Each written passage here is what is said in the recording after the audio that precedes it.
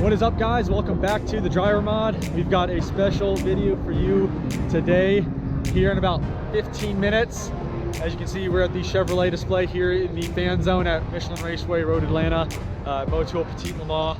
But in about 15 minutes, Chevy is going to be bringing out a bunch of engineers that help design and create and bring the Z06 and the C8 to life. They're going to take questions, talk about the car, and who knows what they're going to do. But we're going to be bringing that to you. So here we go.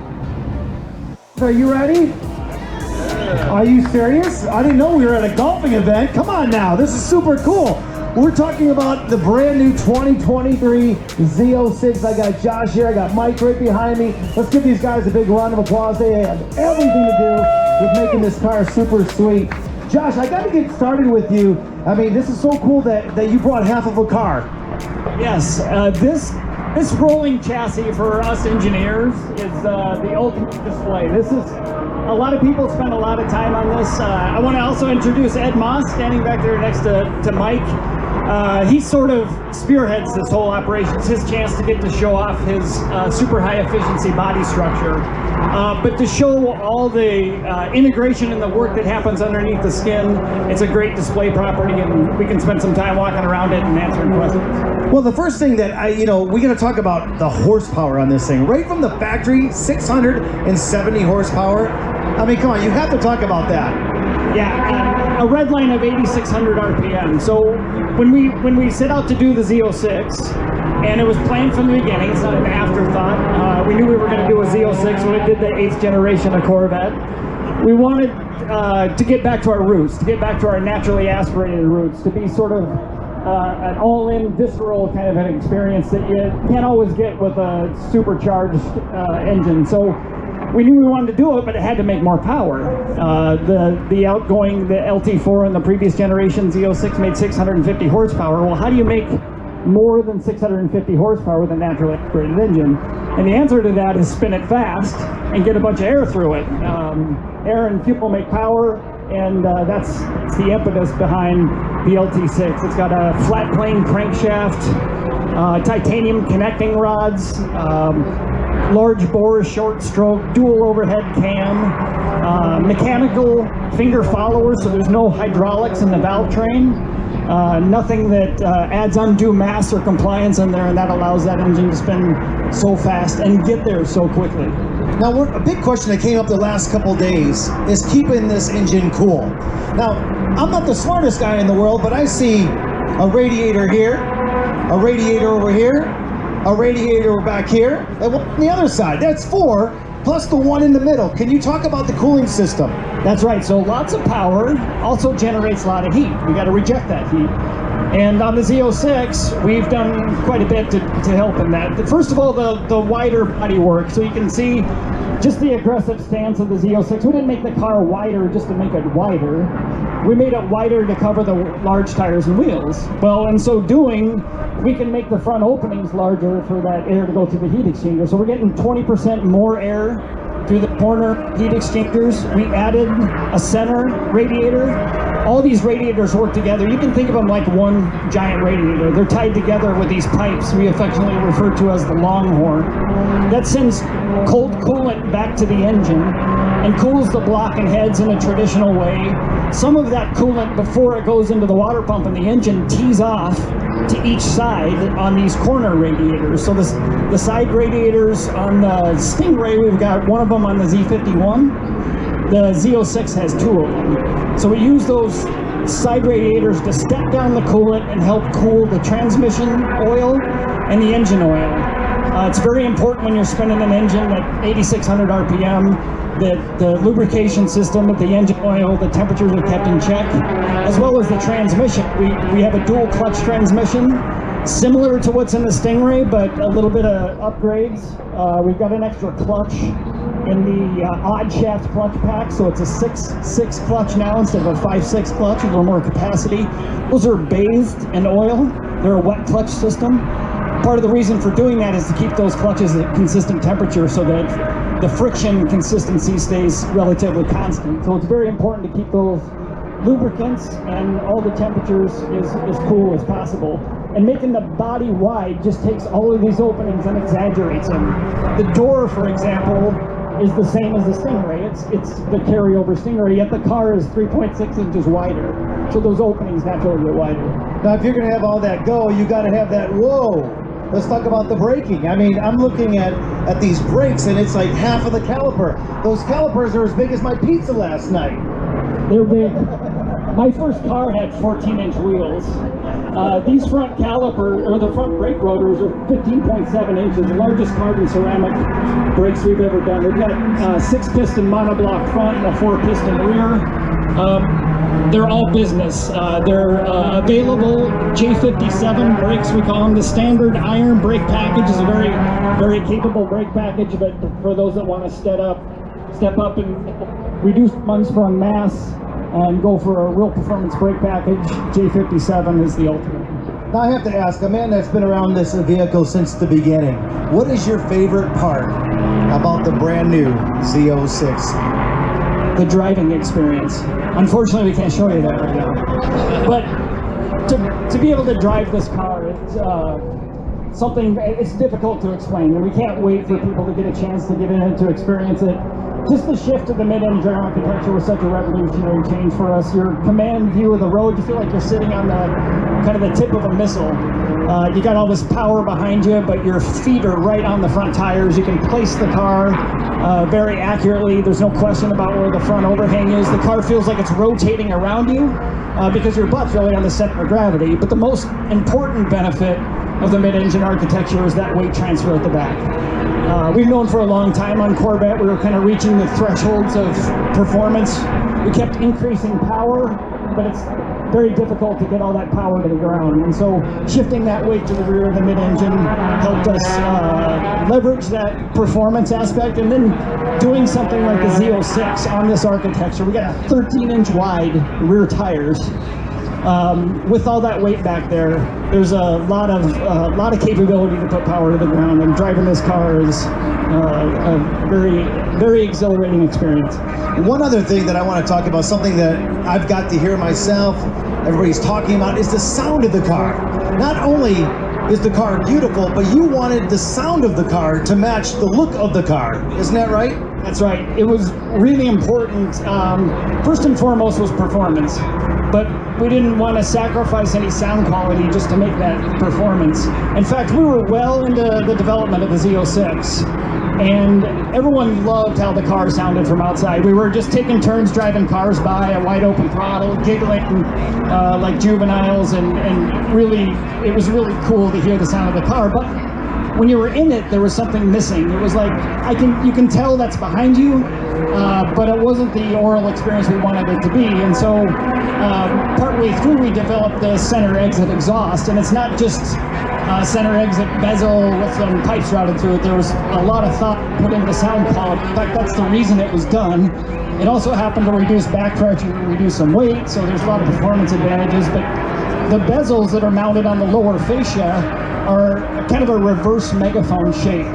So that parabolic surface on that exhaust bezel actually reflects sound back up to the driver. So you get that oral experience driving the car, the awesomeness of this 8,600 RPM LT6 engine, and that sound is real. Reflected off those surfaces.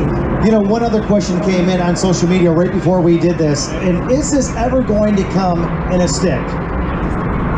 No. Well, I never say never, but almost no. So the dual clutch transmission is the ultimate in performance. My wife and I are Corvette fans. We have a few of them, and they're all manual transmissions. So I love manual transmissions. There's nothing like that connected driving experience of a third pedal, the engagement it brings. But there is no way to match the performance of a dual clutch transmission. In fact, you know, as you guys should know, you can paddle shift the transmission, and it's immediate. It's not a marketing gimmick to say that. There's real immediacy to the paddles. They shift right now. You can pull both paddles. It puts the transmission in neutral. You can rev up the engine. You can let go of the paddles when you're revving up the engine, and some juvenile maneuvers if you so choose, but you still get that driving experience. But I would tell you that, especially an engine that has not only the speed capability, but the low inertia speed capability. In other words, it gets there so quickly, like kind of like an F1 car, that if you were to try to manually shift the Z06, it would take a lot of practicing to not bounce the engine off the rev limiter. You have to be really quick with the paddles, and it's an example like that where the trade-off between the engaged driving experience of a manual and the ultimate performance of the DCT helped make that decision for us. We knew it's not a good business venture to develop an all-new transmission, an all-new manual transmission in a mid-engine architecture when the sales are dropping. And so we knew we were going to end up with one, and we wanted to make it the best it could be. And Josh, I want to talk about the carbon fiber rims. Now that's something you don't see on every Corvette. Talk a little bit about these, because a lot of people are walking up to me and they're saying, well, Johnny D, is this just wrap? And I'm like, absolutely not. No, it's real carbon fiber. We're not the first to the market, but it is a first to Corvette, and it happens to be the biggest, by that I mean the widest 13-inch rear wheel in carbon fiber ever done. The wheels themselves save about 41 pounds, which those of us that are gearheads understand that has a significant benefit in the wheel area because it's unsprung mass. You always want to save unsprung mass. It's also rotational inertia. Anytime you can save that, you're going to realize performance, so they don't just look cool, they actually give measurable performance. In fact, you don't have to drive a carbon wheel car versus a forged aluminum wheel, which is very great standard wheel package. You don't have to drive the car very far, and you can notice a difference in steering response. They're just so much stiffer, you can feel it immediately in the driving experience. And on some of our road courses, we've noticed a measurable time difference. Some competitors that use carbon wheels tend to package it with other bits and pieces. For us, it's a real standalone option, so we can compare apples to apples. What are the carbon fiber wheels giving us? And they're giving us measurable lifetime performance. Josh, if you don't mind, you have a couple more minutes with us, right? Yes. Okay, I'm going to take some fan questions, but first, I want to talk to Mike about the inside of the car, if you don't mind. Yes. Mike? Listen, I mean, everybody loves the outside of the car, but most of us spend all the time in the car. So talk a little bit about what is going on inside this beautiful car.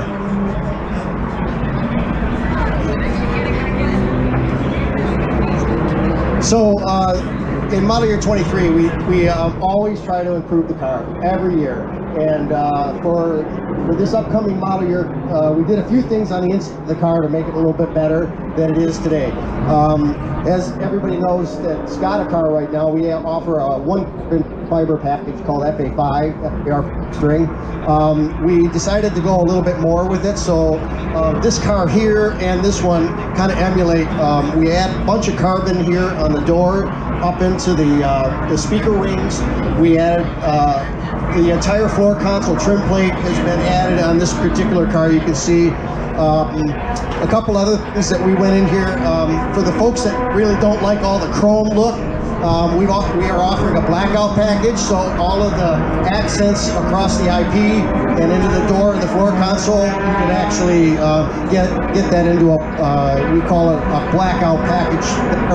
And then for the 3LZ on the Z06, we are introducing a new carbon steering wheel. So those are some of the key elements of trying to just keep the freshness of the interior. Because this interior that our design studio did at General Motors is just really outstanding. It's by far the farthest reach we've ever done in the interior side of the Corvette. And then I'd say the other thing is that we are introducing a adrenaline red dipped interior. It's going to be very similar to like our an all natural. So this adrenaline red is going to replace the Morello red. So that's going to be available in model year 23. So if any of you have been to the website, the configurator, you can go and build your own car. You can build a bunch of cars, you can save them, you can decide what you like later, but that's a great place to see the new features in the interior. You can spin it rendered real time. It's a good way to try to mix and match packages. Mike was talking about all the carbon fiber in the Z06, including the the switch paddles for the transmission, for the shifter I was talking about earlier. It's just another way to make the Z06 more expressive. These are pre-production models. Obviously, we're not in production yet, but we have some stitch packages as well that will enhance and set the Z06 apart from the Stingray. We're gonna take a couple fan questions. What's your name? Anthony. Anthony, what's your question? Nurburgring lap time. Nurburgring lap time. So we've been at the Nurburgring. That's no secret. There's been some video of us at the Nurburgring. We do not yet have a lap time. And it's because we're not done there. But I will say, our mission at the Nurburgring is not to set a lap time. Don't get me wrong, we would like to see one. But that's not the reason to go. The reason to go is that track is the ultimate test for a sports car. It's got corners and terrain and undulations that are like no other. And in fact, not just Corvette, but performance cars inside of GM spend time at Nurburgring, and that's certainly been no exception for us. But we're not done there, and we'll see what happens with the Nurburgring time. Right down over here. What's your name? Ahmed. And what's your question? My question, carbon fiber everywhere. Why no carbon fiber on the wishbone? Carbon fiber on the wishbone, I assume you're talking about control arms. No, Talking about this side piece? Oh, okay. Look for that in the future. Maybe you'll see. There's a lot of opportunities to decorate the Z06 for sure. To us engineers, especially Ed and I, working on way back on C5, that first introduced the carbon fiber hood. It was really a structural material. That's its point in life. It's super lightweight, stronger than steel. It's become so expensive, it's become decorative. That's okay, that's what we're using it for. But to be able to use it in a structural way, like a road wheel, is a very cool application for carbon fiber. This next question is for Mike. Mike, what is your name? David. David, and what's your question? Mike, so when they gave 3.5 inches extra, did you get 3.5 inches extra in the interior?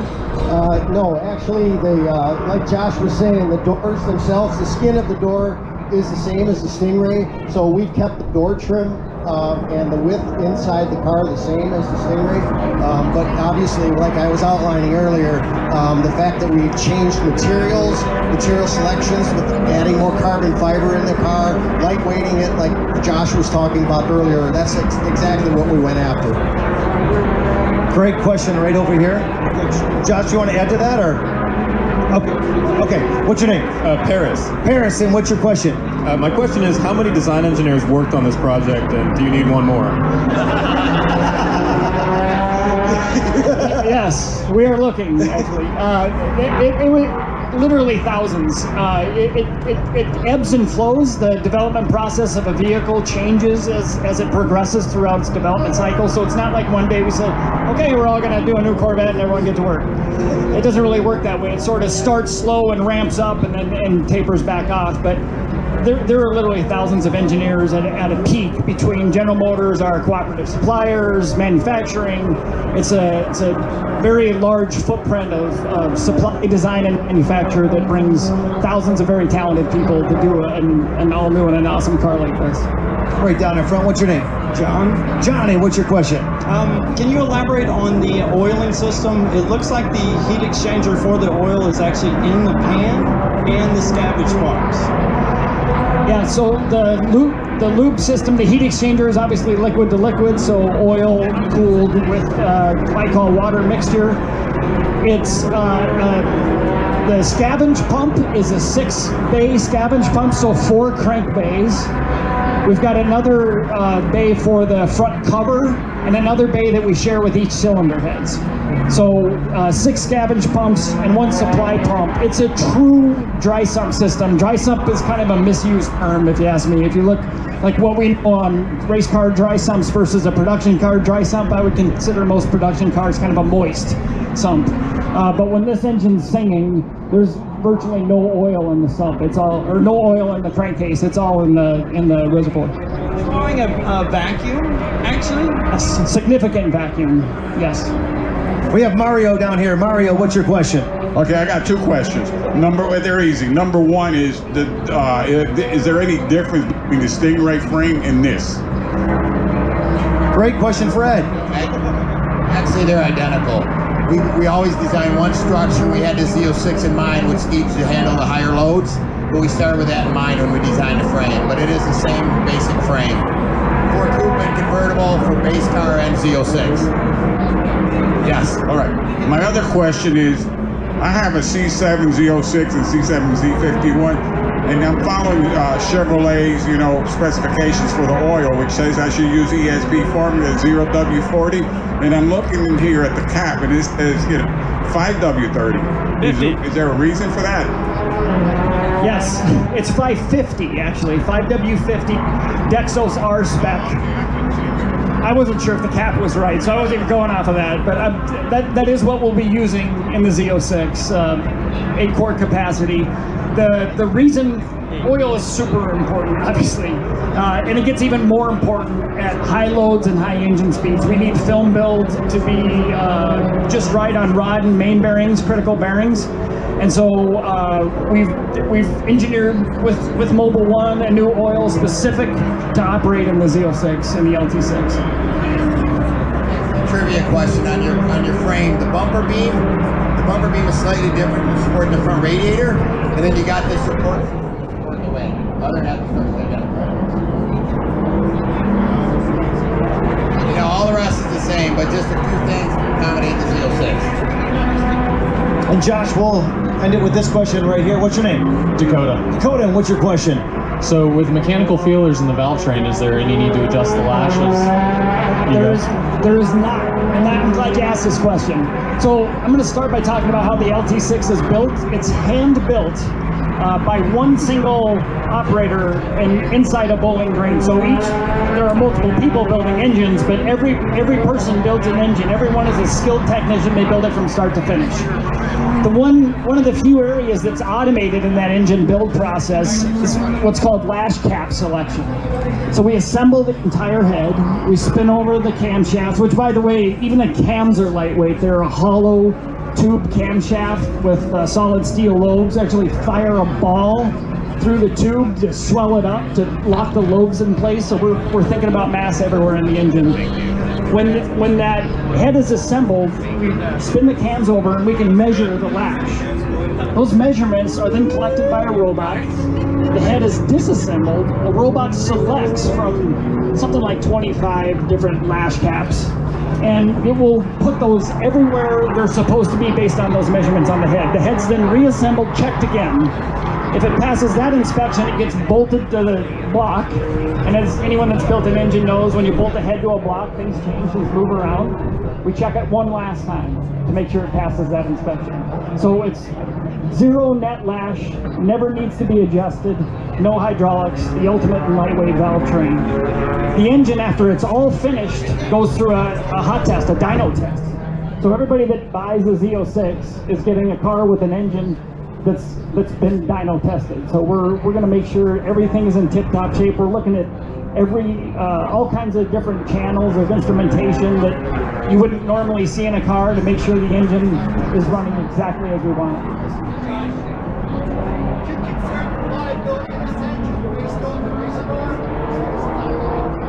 The question was, are we concerned about the reliability of this engine based on the race car? And the answer is hell no.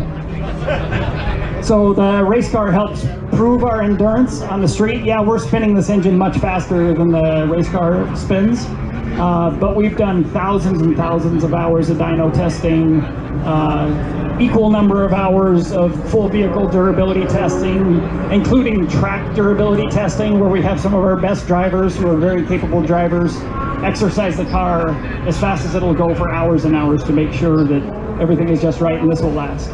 Josh, they're telling me to wrap things up with you, but Mike and Ed are going to stick around and answer more questions because I know you got to do some stuff. Let's give Josh a big round of applause. But before I let Josh go, I want to bring up Mike real quick. And Mike, I want you to end what we were just talking about back here, and that is, people often talk about the input on these cars, good and bad. You guys like to hear all this input. Yeah, we love it. I mean, you customers are our friends, our family, and we could not do this car or any of the other ones on this mid-engine vehicle without all of the feedback. There you go, folks. I wanted to surprise you.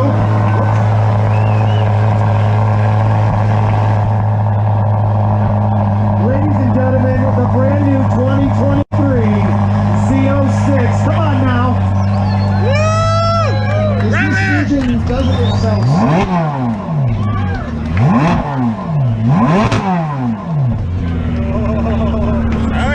Just do that one more time. Oh. How does that sound to you guys? You know, just real quick, I mean, what we are talking about is the input.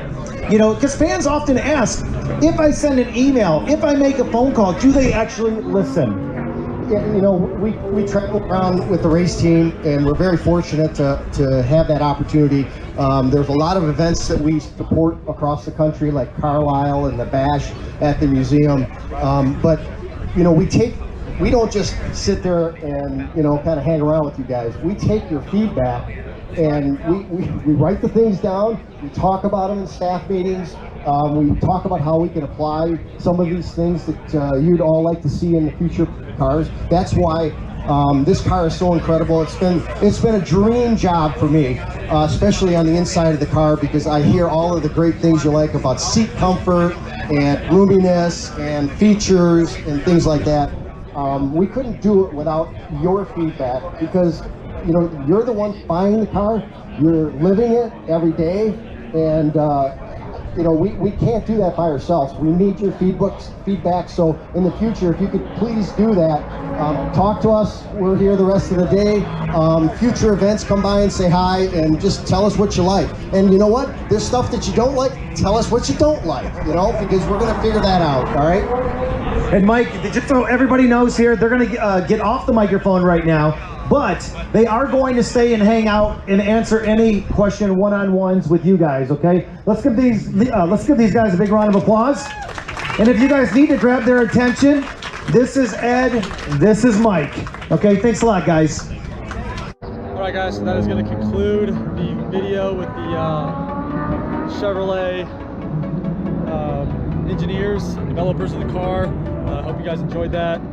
We've still got about 6 hours of racing left to do, so we definitely got a lot more footage. As you can see, the sun is going to be setting in about an hour and a half or so, and then the last 4 hours of this race is going to be at night, which is awesome to see. Definitely going to be a lot colder, that's for sure. It's like 50 degrees right now, but yeah, we're going to have fun, and see you on the next video at the TheDriverMod. Take care.